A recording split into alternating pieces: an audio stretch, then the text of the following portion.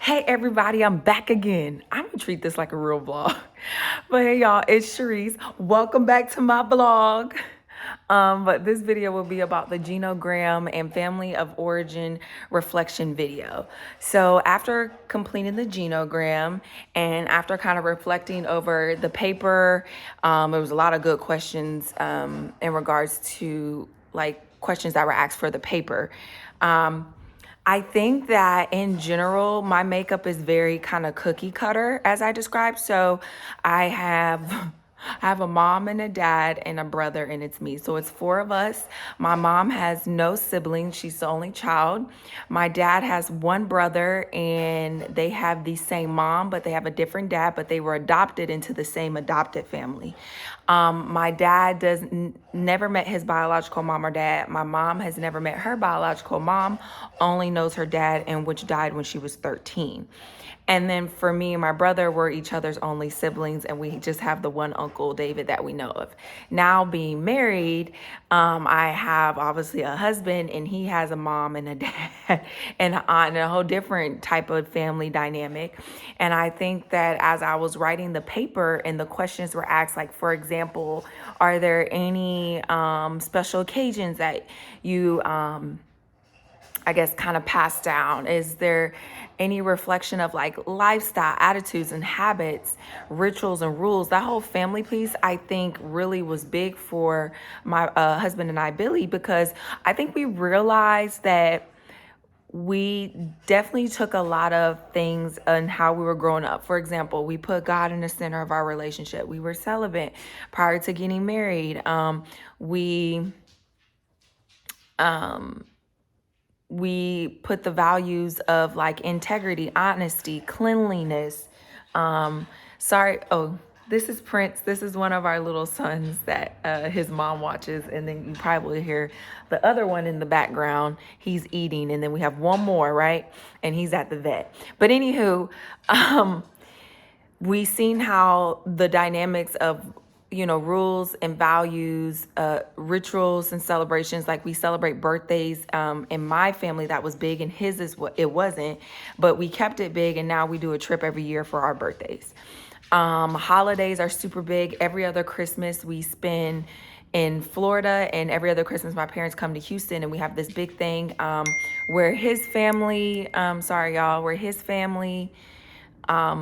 comes, we all come together and we cook like his kind of hold on y'all, there goes the other one, where we kind of cook New Orleans type style food because that's where he's from. And then when they come to Florida, we cook more of like the Midwestern, like black household mac and cheese, fried chicken, jambalaya type vibe.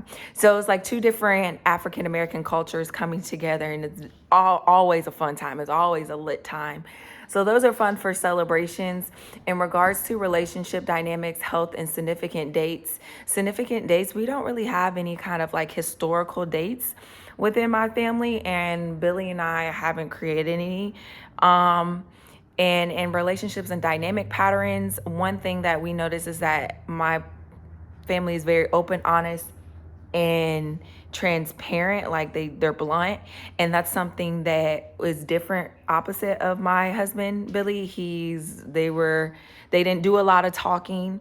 And so one thing that we brought into our marriage, as well as what we want to bring in with our kids, is the dynamic of open communication, honesty. Like we say I love you after every call. That's not a thing in my husband's family. And so that was different for him to come in and be like, wow, you say I love you a lot. Yeah, you gotta tell people you love them. So that was a different like dynamic for him in regards to how I was raised. But value-wise, we had the same values. So that was honestly great, because you don't want to marry someone with different values and beliefs.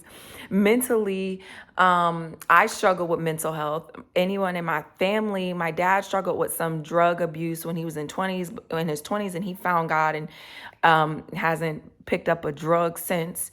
And my grandfather on my mother's side, they said, had an alcoholism addiction, but I don't know too much about that. Only what my mom tells me and what she can remember at age 13, and kind of what my grandfather's siblings say about it. So essentially, just overall, I think that did pass down to me, because I did struggle in college with drugs and alcohol abuse and addiction. And then I found God, similar to my dad, and haven't picked it up since. Well, in the way that I was, at least. And so I think that was kind of a similarity. In regards to my brother, the way he does not raise his son the way we were raised. He's not really big in church. We were raised really big in church. My husband was raised in church. But his mom really raised him in believing in God and church, but it wasn't as much as how I was raised in my family. So definitely a lot of different dynamics, but a lot of things that were the same. And I think it was a good time to kind of show how close everyone is and how loving my family is. Like, we're all very close, very loving. We spend holidays together. Even getting to know my husband's side, like, we're all very close. So overall, I think it allowed me to be very thankful and grateful. So this video is getting really long at like 6 minutes. But yeah, that's my review on the Genogram and family orientation. And the dogs are getting rowdy, so I'm gonna go. Bye, y'all. Thank you.